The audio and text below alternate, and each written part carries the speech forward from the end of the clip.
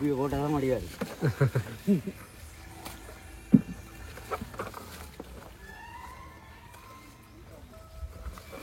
அது காய் ஓஞ்சிட்டானே. ஓஞ்சி இப்போ பசலை வச்சுருக்கேன். காய் சுருக்கே இல்லை, அதோட பசலையே வச்சுருக்கேன். கட் பண்ணி இன்னொரு ஆச்சா காய்க்கும் அதுக்கப்புறம் கட் பண்ணிக்கணும். கட் பண்ணால் அடுத்த ஆச்செல்லாம் கட் பண்ணி வரதெல்லாம் கூட காய்க்குமா?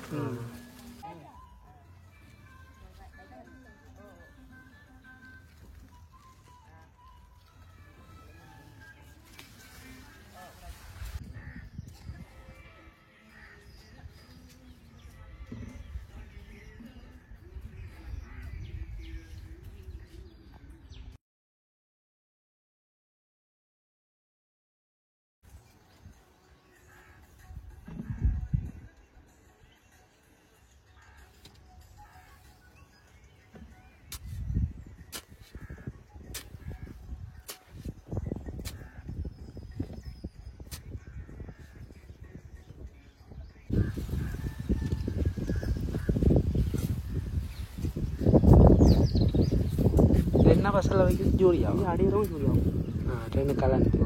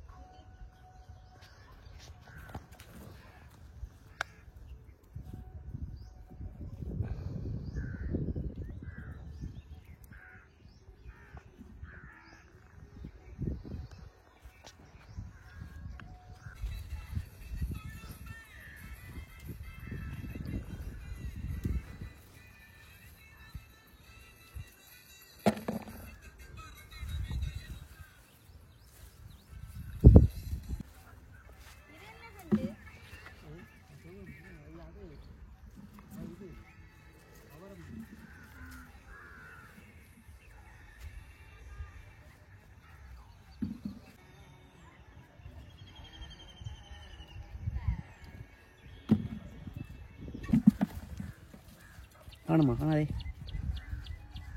ஒரு கிலோ வந்துருக்கு.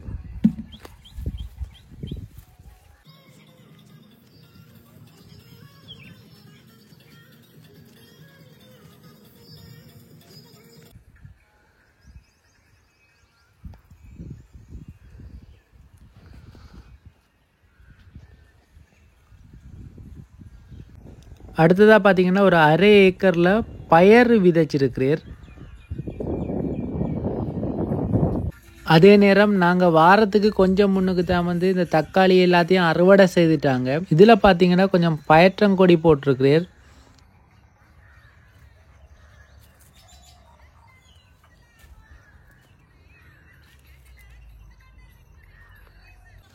கொஞ்சம் புட்டுப்பழம்னு சொல்லுவாங்க. இந்த புட்டுப்பழ கொடியும் கொஞ்சம் போட்டிருக்கிறீர். காய்களும் காய்ச்சிருக்குது நல்லா.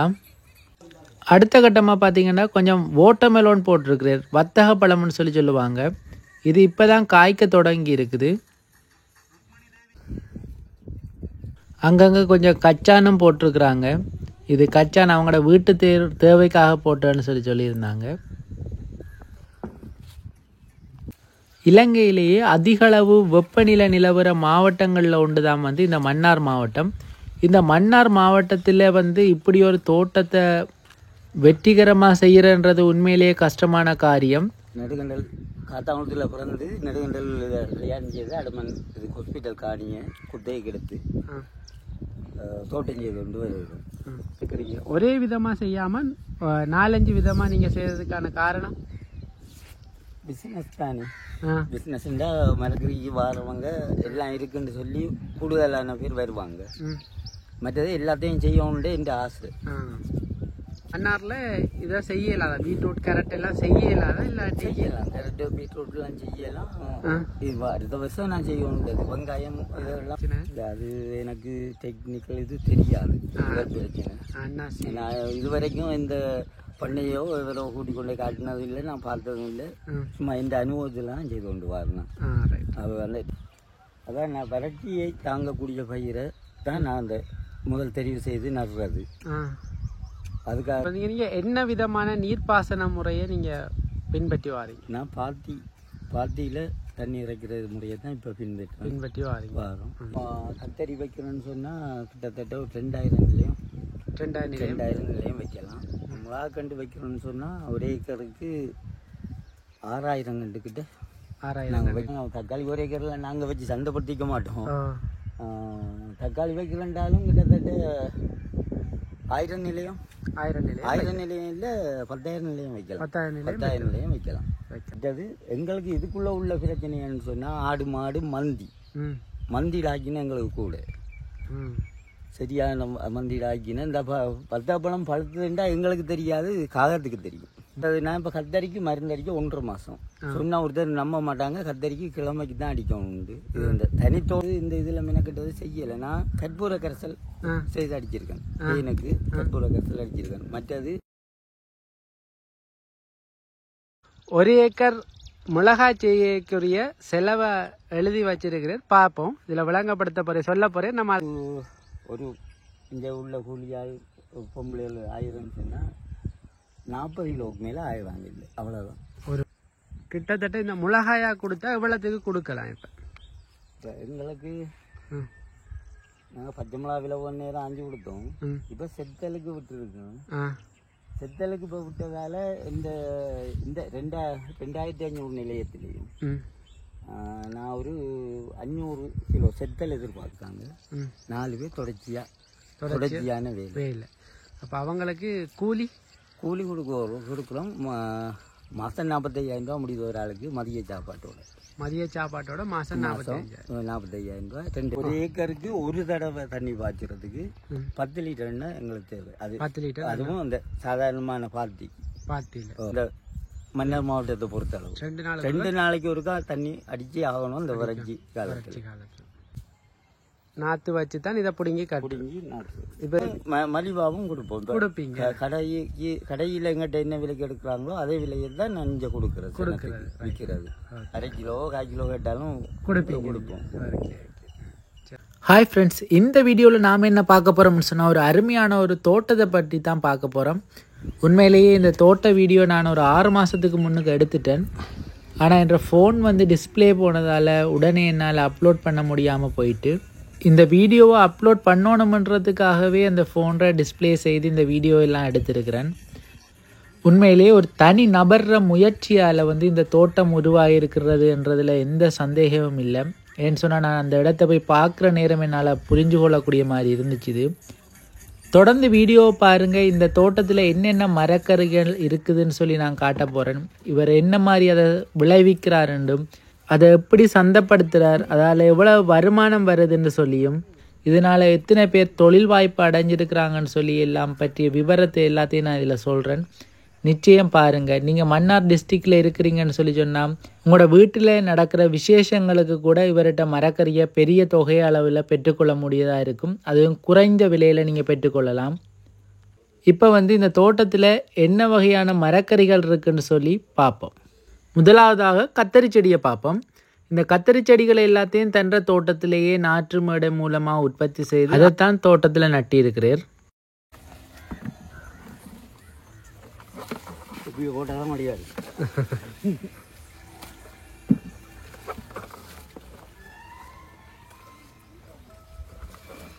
காய் ஓஞ்சிட்டானே, ஓஞ்சி இப்போ பசலை வச்சிருக்கேன். காய் செதுக்கே இல்லை, அதோட பசலையை வச்சிருக்கேன். கட் பண்ண இன்னொரு ஆச்சா காய்க்கும். அதுக்கப்புறம் கட் பண்ணால் அடுத்த ஆச்செல்லாம் கட் பண்ணி வரதெல்லாம் கூட காய்க்குமா? இது இப்போ எத்தனை மாதம் கண்டு? இது இப்போ 4-5 மாதமாக போச்சு வச்சு. மார்கழியிலேருந்து ஆயிரம்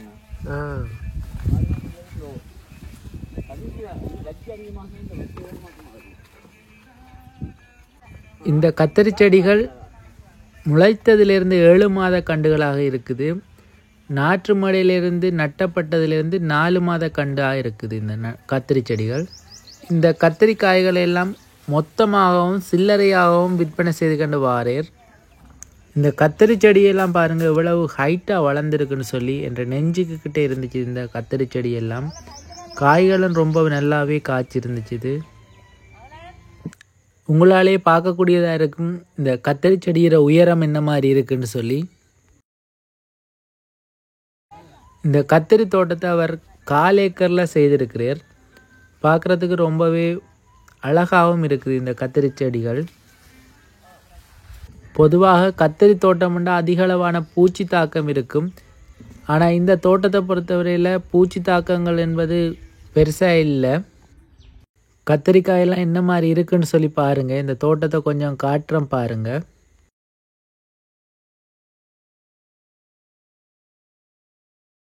ஓகே, கத்தரி செடிகளை பார்த்துட்டோம். இனி அடுத்ததாக மிளகாய் செடிகளை பற்றி பார்ப்போம். மிளகாய் செடிகளை என்ன மாதிரி வச்சிருக்கிறேன்னு சொல்லி பார்ப்போம். இதுவும் அவர தோட்டத்திலேயே இந்த நாற்று போட்டு தான் இந்த மிளகாய் செடிகளெல்லாம் உற்பத்தி செய்கிறார். பாருங்கள் மிளகாயெல்லாம் என்ன மாதிரி காய்ச்சிருக்குன்னு சொல்லி. ஒரு கண்டிலேயே எவ்வளோ மிளகாய் காய்ச்சிருக்குன்னு சொல்லி பாருங்கள். மிளகாய் தோட்டத்தில் கொஞ்சம் பேர் வேலை செய்துக்கிட்டு இருக்கிறாங்க. அவங்களையும் பாருங்கள் என்ன வேலை செய்கிறாங்கன்னு சொல்லியும் பார்ப்போம் வாங்க. மிளகாய் செடிக்கு களை எடுத்துக்கிட்டு இருக்கிறாங்க. என்னென்னா பசலை வைக்க போகிறாங்களாம். இந்த பசலைகளை வேறு கண்டுகள் இழுத்துடக்கூடாதுன்னு சொல்லி தான் இந்த களை எடுக்கிறேன்னு சொல்கிறது. மற்ற புல் பூண்டுகளை எடுத்துக்கிட்டு இருக்கிறாங்க.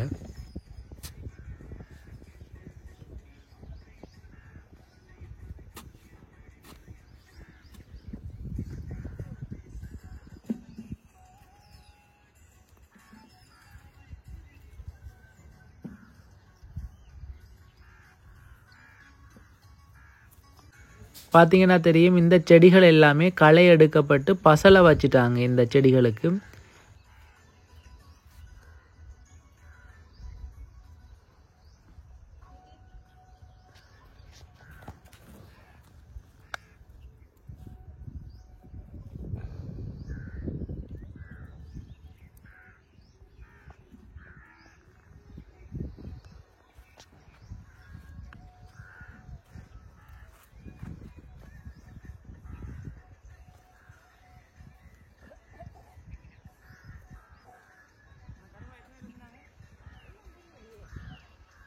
எப்படி இந்த மிளகாய் செடிக்கு பசலை வைக்கிறாங்கன்னு சொல்லி பார்ப்போம் வாங்க. செடியிலிருந்து ஒரு 1/4 அடி தள்ளி ஒரு சின்ன பள்ளத்தை வெட்டி போட்டு அதுக்குள்ளே பசலையை போட்டு மூடிடுறாங்க. என்ன பசலை வைக்கிறது? ஜூரியா அடிக்கிறோம். ஜூரியாவும் 2 கலந்து. இந்த மிளகாய் செடிக்கெல்லாம் அடி உரமும் ஜூரியாவும் கலந்து பசலையாக வைக்கிறாங்க. இந்த துப்புரவாக்கி தான் வைக்கணும். என்ன புல்வெளி இல்லாமல்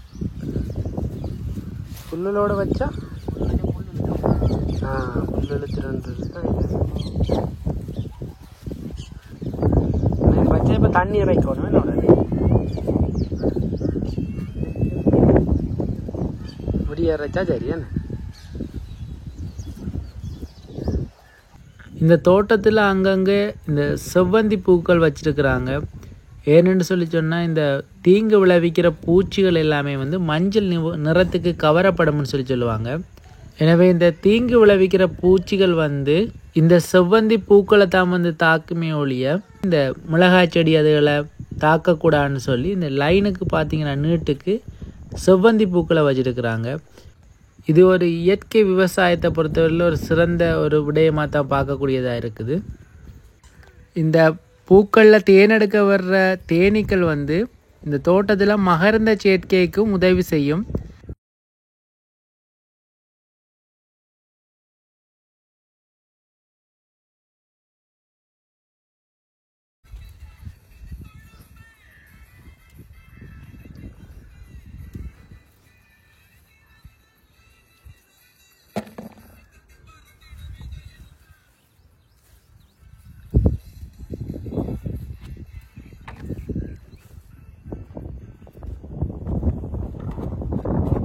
இந்த தோட்டத்தில் வந்து மிளகாய் செடியை தான் வந்து பிரதான செடியாக பயிரிடுறாங்க.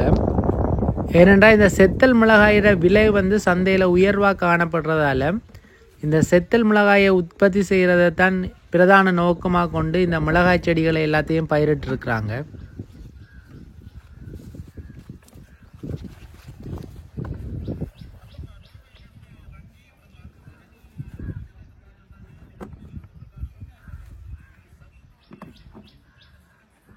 அடுத்ததாக பார்த்தீங்கன்னா கரிமிளகாய் தோட்டம்.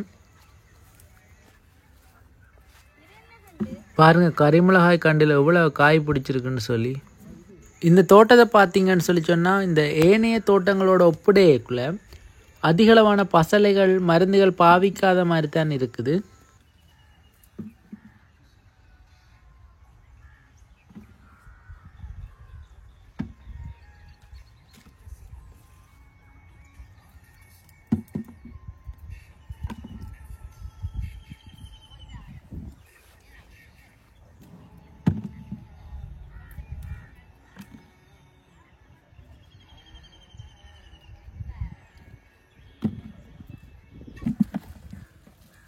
காணுமா காணாதே அருகில் வந்துருக்கு.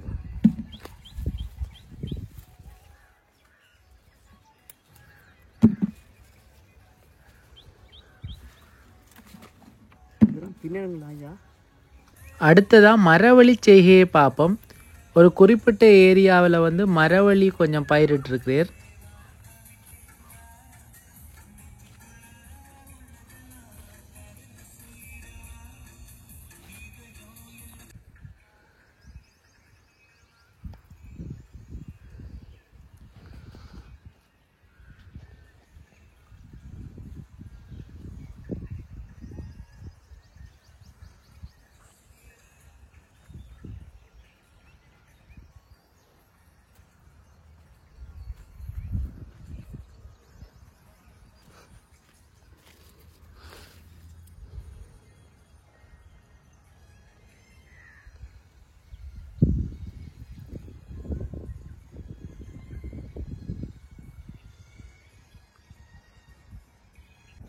அடுத்ததாக பார்த்தீங்கன்னா ஒரு அரை ஏக்கரில் பயறு விதைச்சிருக்கிறேன். பயறுகள் எல்லாம் இப்போ காய்க்க தொடங்கிட்டு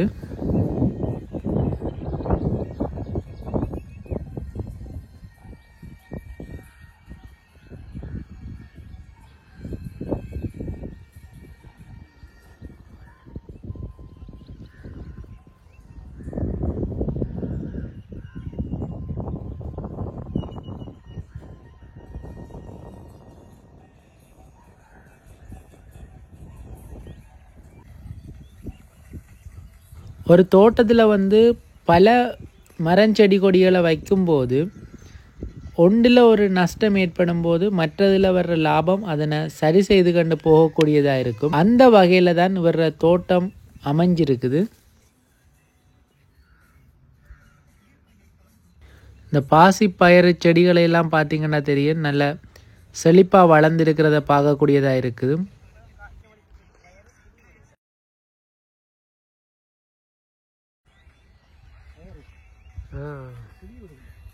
கிளியா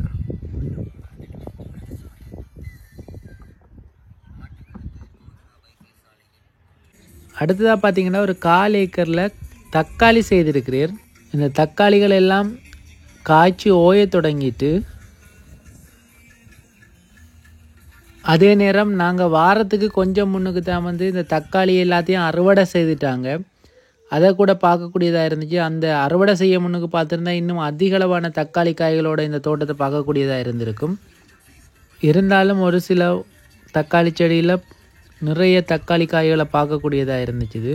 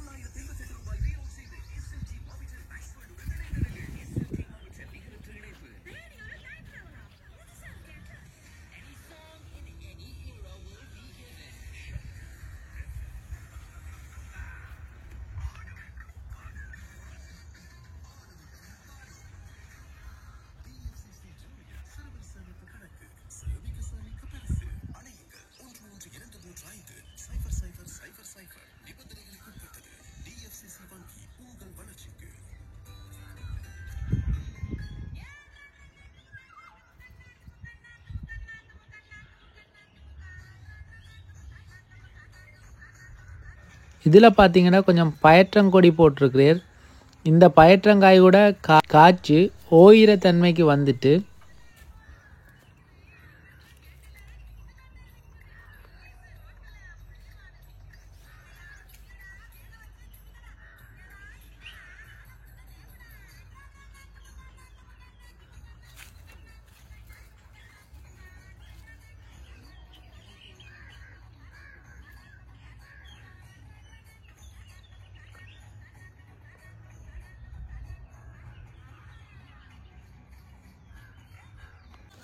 கொஞ்சம் புட்டுப்பழம்னு சொல்லுவாங்க. இந்த புட்டுப்பழ கொடியும் கொஞ்சம் போட்டிருக்கிறேன். காய்களும் காய்ச்சிருக்குது நல்லா. இந்த புட்டுப்பழம் வெயில் காலத்தில் சாப்பிட்றது உடம்புக்கு ரொம்பவே நல்லதாக இருக்கும். இப்படி ஒரு தோட்டத்துக்கு நீங்கள் போவீங்களா இருந்தால் ஒன்றுக்கு மேற்பட்ட மரக்கறிகளை ஃப்ரெஷ்ஷாக பெற்றுக்கொள்ளக்கூடியதாக இருக்கும். அதே நேரம் இந்த மரக்கறிகளை எல்லாம் உங்களோட கண்ணுக்கு முன்னுக்கே அறுவடை செய்து தரும்போது உண்மையிலேயே சந்தோஷமாக இருக்கும். அடுத்த கட்டமாக பார்த்தீங்கன்னா கொஞ்சம் வாட்டர்மெலன் போட்டிருக்கிறேன். வத்தக பழம்னு சொல்லுவாங்க. இது இப்போ தான் காய்க்க தொடங்கி இருக்குது.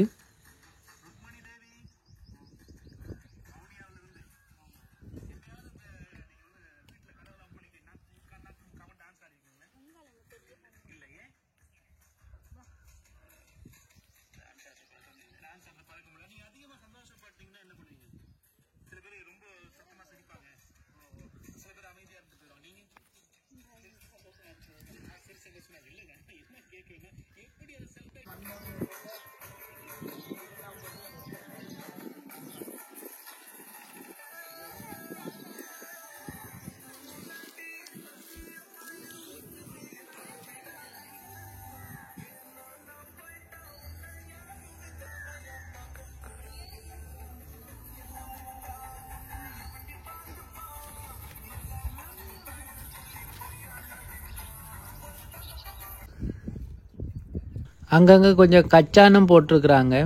இது கச்சான் அவங்களோட வீட்டு தேவைக்காக போட்டேன்னு சொல்லியிருந்தாங்க. இலங்கையிலேயே அதிகளவு வெப்பநிலை நிலவர மாவட்டங்களில் ஒன்று தான் இந்த மன்னார் மாவட்டம். இந்த மன்னார் மாவட்டத்தில் இப்படி ஒரு தோட்டத்தை வெற்றிகரமாக செய்கிறன்றது உண்மையிலேயே கஷ்டமான காரியம். இந்த தோட்டத்துக்கான தண்ணி எல்லாமே இந்த கிணத்திலிருந்து தான் வருது.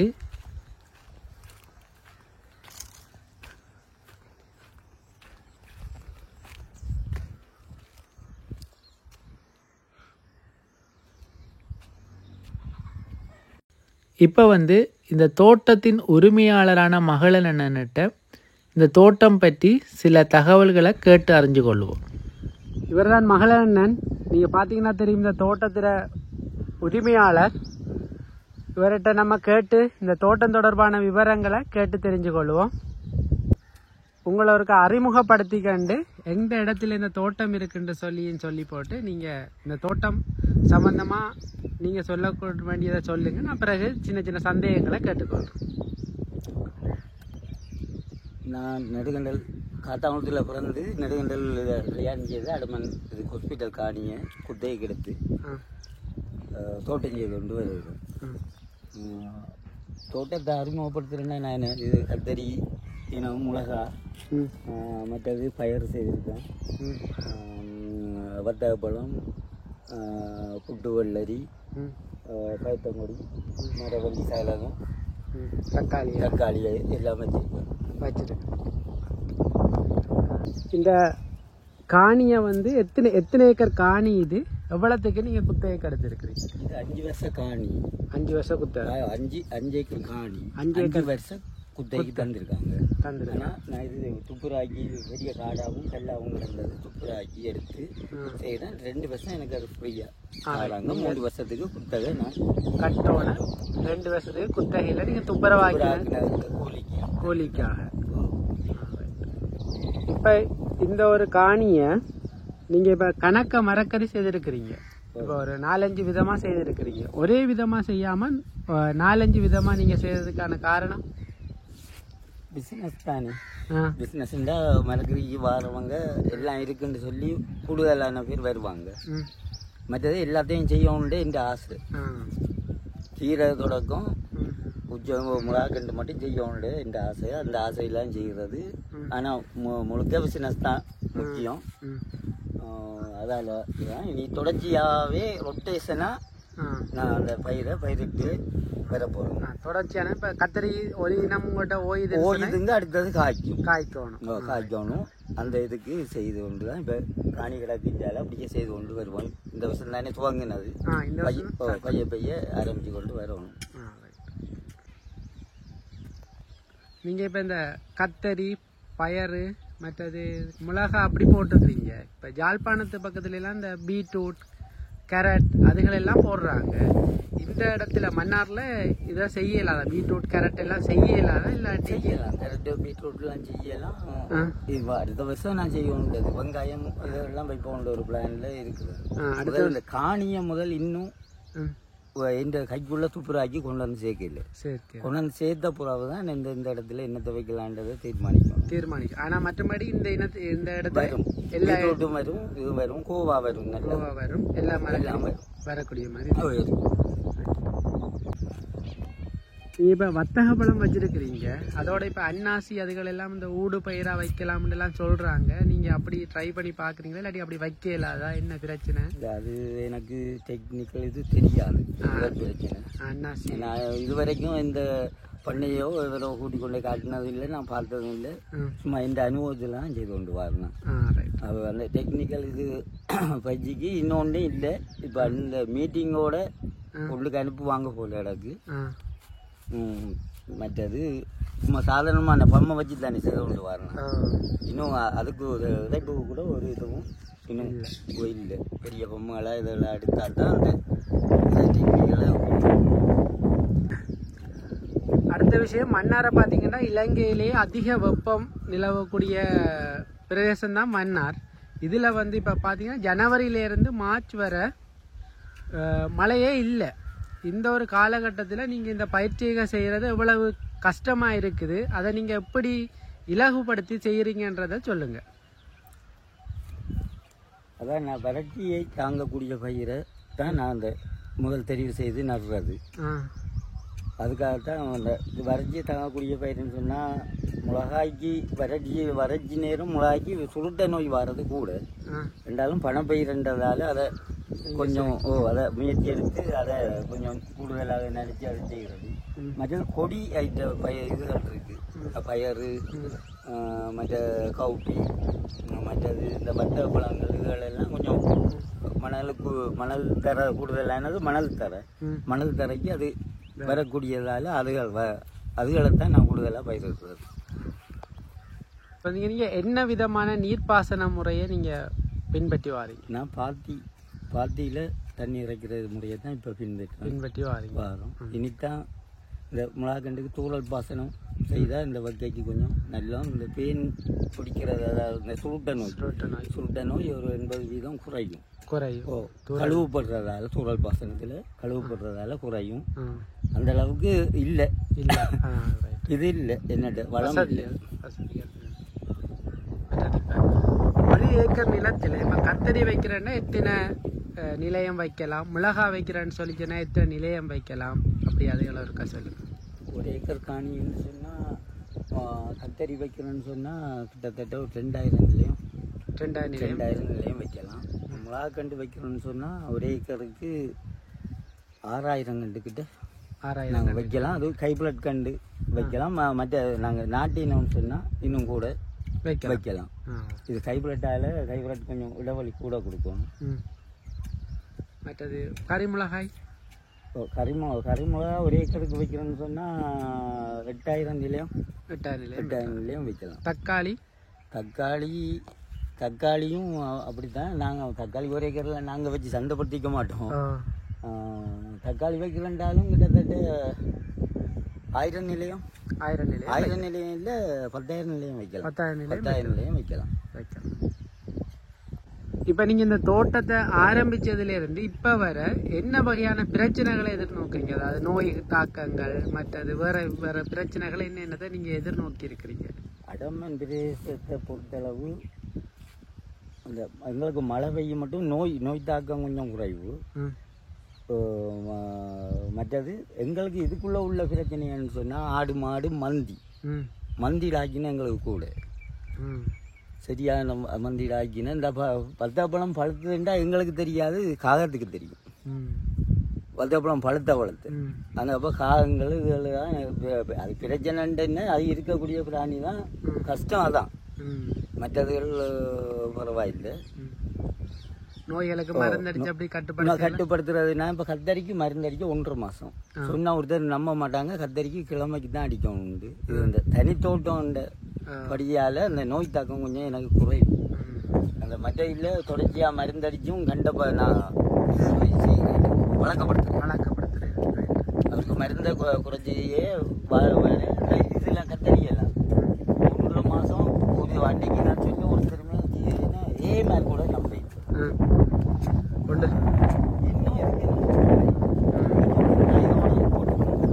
இதோட குத்தினா தண்டு புழு இதோட இல்லாம போது எங்களுக்கு இந்த பிஞ்சி வராது. வெக்கைக்காகையோ என்ன உள்ளே இந்த முறை குறையும். போன முறை எனக்கு கொஞ்சம் நோய் தாக்கம் கூட இது. இயற்கை உரம்னு சொல்லலாம். இயற்கை மருந்துகள்னு சொல்லுவாங்க. 3G கரைசல், அக்னி அஸ்திரம் அதுகளை நீங்க பயன்படுத்தி பார்த்துருக்கீங்களா? நான் பயன்படுத்தி இருக்கேன். அது என்ன இங்க வந்தது இந்த இதுல மெனக்கிட்டது செய்யல. நான் கற்பூர கரைசல் செய்து அடிச்சிருக்கேன். எனக்கு கற்பூர கரைசல் அடிச்சிருக்கேன். மற்றது மீனமிலம் செய்து அதை பாவிச்சிருக்கேன். மற்றது இது பழக்கரைசல், வாழைப்பழமும் சர்க்கரை எல்லா பழமும் போடலாம். பழக்கரைசல் அது பாவிச்சிருக்கேன். இப்போ இது அதை செய்யல. இனி அடுத்த வட்டம் அதான் நடக்கும். பெரிய அளவில் செய்யறதால செய்து உங்களுக்கு செய்யறது கஷ்டமா இருக்கும். நான் போன வருஷம் கூடுதலாக கற்பூர கரைசல் அடிச்சு தான் நான் அந்த கற்பூர கரைசல். இப்போ ஒரு ஏக்கர் தோட்டம் ஒன்று இப்படி செய்யணும்னா எவ்வளவு முதலீடு தேவை? கிட்டத்தட்ட ஏக்கர் தோட்டம் செய்யறோம்னு சொன்னா கண்டு செய்வோமா இருந்தா ஒரு ஏக்கருக்குரிய செலவு இருக்கு. அங்க போட் அடிச்சு வச்சிருக்கேன். அந்த போட்டை கட்டி விளங்கப்படுத்தவா?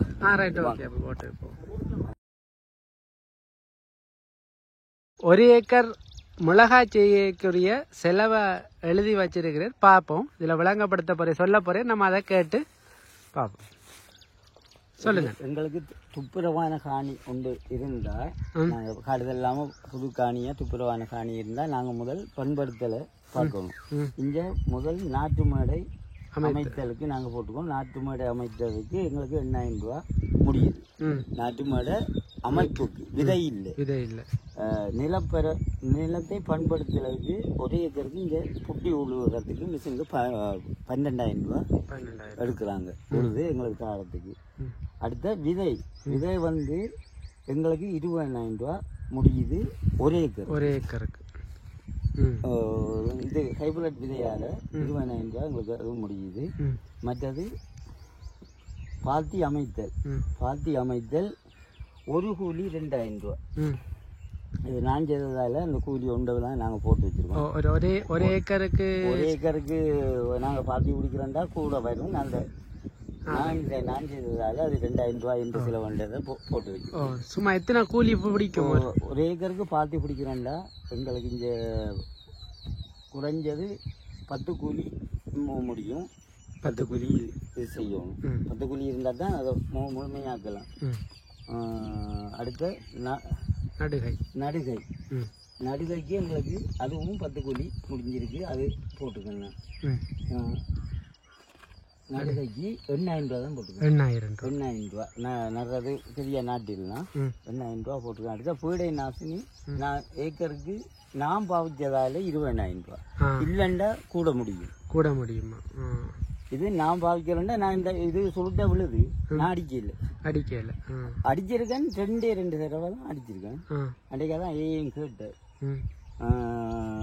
அடிச்சிருக்கேன். மற்ற பீடை நாசினி 4,000 ரூபா. பூச்சி அது மற்ற அது கூலியும் அடி கூலி போட்டுருக்கு. 4,000 ரூபா அடி கூலி தான் 4,000 ரூபா போட்டுருக்கு. மற்ற பசலை பிரயோகம் எங்களுக்கு 46,000 ரூபா முடியுது. மொத்தமாகவே அடிக்கட்டு பசலையிலேருந்து 2 பசலை 2 கட்டம் தான் அந்த பசலை வச்சிருக்கு. 2 கட்டம். என்னென்ன பசலை வைக்கிறதுக்கு? நாங்கள் டிஎஸ்பியும் யூரியாவும் கலந்து தான் நான் வைக்கிறது. அது எத்தனை தடவை வைக்க? நான் 2 தடவை வச்சிருக்கேன். அப்போ கண்டு வச்சு எத்தனை மாதம்? கண்டு வச்சு 15வது நாள் வைப்போம் கொஞ்சமா. திருப்பி நாங்கள் 2வது பசலை வைக்கும்போது ஒரந்தர் டிஎஸ்பியும் அரந்தர் யூரியாவையும் கலப்போம். 1க்கு 2 இதில் கலந்து வைப்பேன். கலந்து வைக்கும்போது 500 கண்டுக்கு தான் வைக்கலாம். அந்த பசலை அந்த டிஎஸ்பி வைக்கலாம் 500 நிலையத்துக்கு தான். அப்போ அடுத்தது நீர் பாசனத்துக்கு தான் எங்களுக்கு காசு கூட முடியுது. 1 லட்சம் ரூபாய்க்கு தான் முடியுது. மண்ணெண்ணெய் விலையால். மற்ற அறுவடை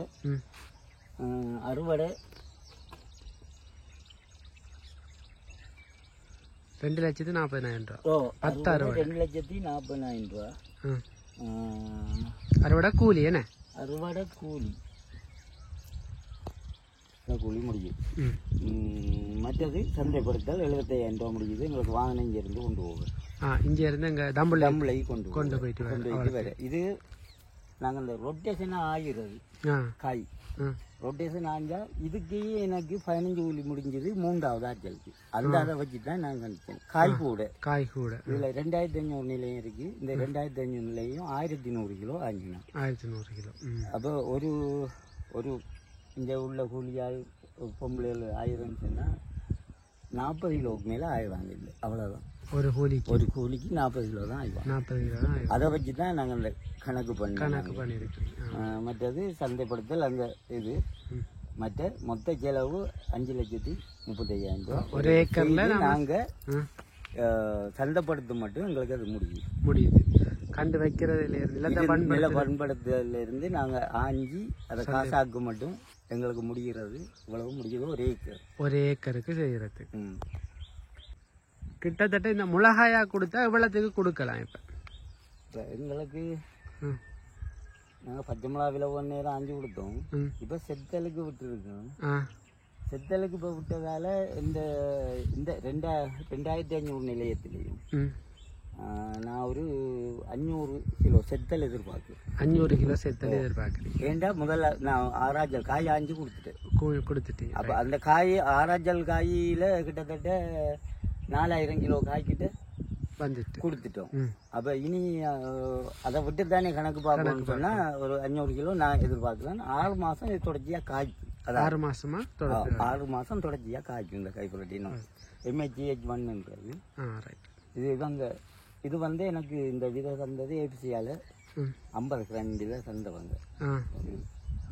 அவங்க தந்தது மற்றது விதை நான் தான் வேண்டி அங்க வச்சது. அவங்களோட சிவாசான மிளகா செத்தல் செய்யக்கேண்டே அது தந்தது. அப்போ நான் அதை செய்து காட்டணும்னு சொல்லி போட்டு தான் காய் ஆகிறது நிப்பாடு. இப்போ இந்த தோட்டத்தை நீங்கள் பராமரிக்கிறதுக்காக இந்த அரசாங்கத்தால் ஏதாவது உதவி திட்டங்கள் ஏதாவது கிடைக்குதா? இதுவரைக்கும் இல்லை. இனி என்னண்டா இந்த காணிகள் வரும் பார்த்ததும் கிடையாது. வருவா அவங்களுக்கு கொடுத்தா தனி அவங்க தருவாங்க. மட்டும் வருவா அவதான் இந்த இதை தந்தவர். இப்ப அந்த நீங்க காணி குத்தகைக்கு எடுக்கிறன்றது அரச காணிகள் எல்லாம் இருக்குத்தானே, அதுகளை எல்லாம் நீங்க குத்தகைக்கு எடுக்கலாதான்? அரச காணிகள் குத்தகைக்கு எடுக்க கொடுப்பாங்கன்னு சொன்னா எடுத்து செய்யலாம். இல்ல எல்லாமே செய்யலாம். தோட்டம்ன்றது 5 ஏக்கர்ல வைக்கிறோம்னா சரியான கஷ்டம். அது இது முழுக்க வச்சா கவனிச்சு கேளாது. சில இதுல இப்ப இதுக்கு நான் கஜ்ஜான் வைக்காத காரணம் என்னன்னு சொன்னா கஜ்ஜானுக்கு பேன் பிடிக்கிற கூட. அப்ப முளாகண்டுக்கு டப்புண்டு கஜ்ஜான்ல உள்ள பேன் தாக்கும். இல்லாட்டி கஜ்ஜான் வச்சிருந்தா இப்ப கஜ்ஜான் விதை கஜ்ஜான் இல்ல ஒரு 1/2 ஏக்கர்ல கஜ்ஜான் வச்சிருந்தா கூட நல்ல காசுக்கு கஜ்ஜான் வைக்கலாம் விதைக்கு. அப்ப அந்த கஜ்ஜானை வைக்காம விட்டது அந்த காரணம். அப்ப அப்படி இதுகளால தான் ஒன்று பார்த்து செய்கிறது. இந்த தோட்டத்தை பராமரிக்கிறதுக்கு எத்தனை பேர் வேலைக்கு இருக்கிறாங்க? எனக்கு 4 பேர் வச்சிருக்கிறேன். இன்னைக்கு 3 பேர் தான் வந்திருக்காங்க. 4 பேர் தொடர்ச்சியான வேலை. அப்ப அவங்களுக்கு கூலி கொடுக்குறோம். மாதம் 45,000 ரூபா முடியுது ஒரு ஆளுக்கு மதிய சாப்பாட்டோட. மாதம் 45,000 ரூபா. 2 பிளேண்டி கிழமை பிளேண்டி இது அதுக்கு சோர்ஸ் பண்ணி கொடுப்பேன். முடியுது. இதில் இந்த மரக்கறி வச்சிருக்கிறது பைத்தங்காய், தக்காளி, கத்திரிக்காய் அந்த இதுகளில் வார காசை வச்சு தான் அவங்களுக்கு கூலி கொடுக்குறேன். அந்த காசு எனக்கு கிடைக்காது. கூலிக்கு அது சரியா வந்துடும். எனக்கு வர்றது இந்த மொத்தமாக பயிராஞ்சி இதுகள் விற்றா அதான் எனக்கு மொத்தமாக லாபம் கிடைக்கும். இதில் அவங்க உழைச்சிட்டு எனக்கு தந்துட்டு அரைவாசி அவங்க அரைவாசி கொண்டு வர மாதிரி தான் இது. ஒரு ஏக்கருக்கு ஒரு தடவை தண்ணி பாய்ச்சறதுக்கு 10 லிட்டர் எண்ணெய் எங்களுக்கு தேவை. அது 10 லிட்டர். அதுவும் அந்த சாதாரணமான பாத்தியில். இப்போ எத்தனை தடவை கிட்டத்தட்ட தண்ணி பாய்ச்ச வேண்டி வரும்? தண்ணி 2 நாளைக்கு ஒருக்கா அடிக்கணும். இந்த மன்னார் மாவட்டத்தை பொறுத்தளவு 2 நாளைக்கு ஒருக்கா தண்ணி அடிச்சு ஆகணும். இந்த வறட்சி காலத்தில். இந்த தக்காளிகளுக்கு ஏன் இந்த மட்டை வச்சு கட்டி இருக்கிறீங்க? தடிகள் தானே கூடுதலா வச்சு எல்லாம் கட்டுவாங்க, நீங்க வித்தியாசமா மட்டை வச்சு கட்டி இருக்கிறீங்க.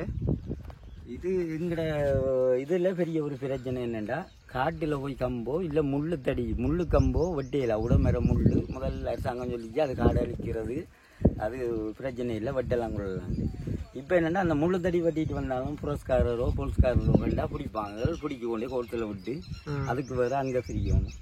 அதால் இதில் விழுந்த பனை மட்டைகள் எடுத்து நாங்கள் கட்டியிருக்கோம். அது எங்களுக்கு பெரிய சவாலும் பிரச்சனையுமா இருக்குது அவங்களோட. அவங்க அது இந்த இஞ்சாலே அந்த தோட்டக்கார சைட்டையும் பார்க்க மாட்டாங்க.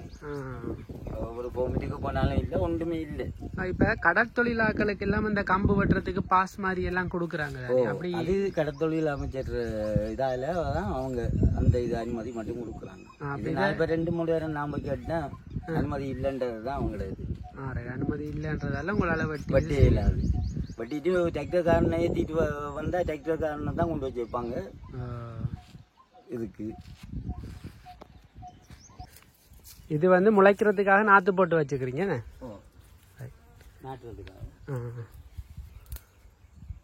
இதுல நாற்று வச்சு தான் இதை பிடுங்கி கட்டுங்கி நாற்று. இப்போ இதுல விதைச்சு எத்தனை நாளுக்கு பிறகு எடுத்து நட்டலாம்? நாற்று மாடை போட்டு 18வது நாள் நாங்கள் வைக்கலாம். இது இப்போ 22 நாளாக போயிட்டு 22 நாளாக போயிட்டு நாங்கள் நிலமும் பண்படுத்த இன்னும் முடிக்க வைக்கலாம். கத்தரிக்கு இது இல்லை, வயசு இல்லை. கத்தரி பெருசானாலும் கத்தரி வைக்கலாம். உங்களோட அந்த உற்பத்திகளை எல்லாம் எங்க நீங்க சந்தைப்படுத்துறீங்க? உள்ளூருக்குள்ள மொத்தமாக சந்தைப்படுத்திக்க இயலாது. எங்களுக்கு கொஞ்சம் வெளியே இருந்து ஆக்கள் கொஞ்சம் வேண்டுறதுக்கு வர்றவங்க சில்லறை வியாபாரத்தை இதுக்கு பார்க்குறோம். மொத்தமாக கொடுக்குறோம்னு சொன்னால் நாங்கள் தம்பில் தான் ஏற்றி தம்பிலாம் கொடுக்குறது. இப்போ மன்னார் மார்க்கெட்டில் எங்களுக்கு கணக்கு எடுக்க மாட்டாங்க. இப்போ பச்சை மிளகா 1000 கிலோ வாங்கினோம்னா மன்னார் மார்க்கெட்டில் ஒரு கடைக்கு 10 கிலோ தான் எடுப்பாங்க. அதை சுற்றி அவங்கள்ட்ட ஒரு இடத்துக்கு கொடுத்துக்கிறாங்க. அது 1000 கிலோ பச்சை மிளகாயை தம்பிளை கொண்டு போனாங்க. தம்பிளையில் என்ன விலை போடும் அந்த விலைக்கு கொடுக்கலாம். இப்போ நான் இந்த இதில் உங்களோட நம்பரை கொடுக்குறேன். இப்போ கல்யாண ஓடர்கள் இதுகள்னு சொல்லி கத்திரிக்காய் அப்படி எடுக்க போறான்னு சொல்லி சொன்னா நீங்கள் கொடுக்கக்கூடிய மாதிரி இருக்கும். மலிவாகவும் கொடுப்பீங்க. கடையில் எங்கிட்ட என்ன விலைக்கு எடுக்கிறாங்களோ அதே விலையை தான் நான் இங்கே விற்கிறது. ஓகே, நான் கூட இந்த இதில் வீடியோவில் வந்து உங்களோட நம்பரை போடுவேன். இந்த இவ்வளவு மரக்கறிகள் அதில் எடுக்கணும்னு சொல்லி சொன்னால் நீங்கள் இங்கே கான்டாக்ட் பண்ணி வந்து எடுங்கன்னு சொல்லி. இது இப்போ நீங்கள் சில்லறையா இதில் ஒரு ஆள் வரையக்குள்ள சில்லறையா வந்து கேட்டாலும் கொடுப்போம். 1/2 கிலோ 1/4 கிலோ கேட்டாலும் கொடுப்போம். சரி, ஓகே, தேங்க்யூ. சரி, நானும் எங்களோட வீட்டுக்கு தேவையான சில மரக்கறிகளை வேண்டிக்கண்டு வெளிக்கிட்டுட்டேன். இந்த வீடியோ பிடிச்சிருந்தா லைக் பண்ணுங்கள், ஷேர் பண்ணுங்கள், அப்படியே சேனலை மறக்காமல் சப்ஸ்கிரைப் பண்ணிடுங்க. தேங்க்யூ.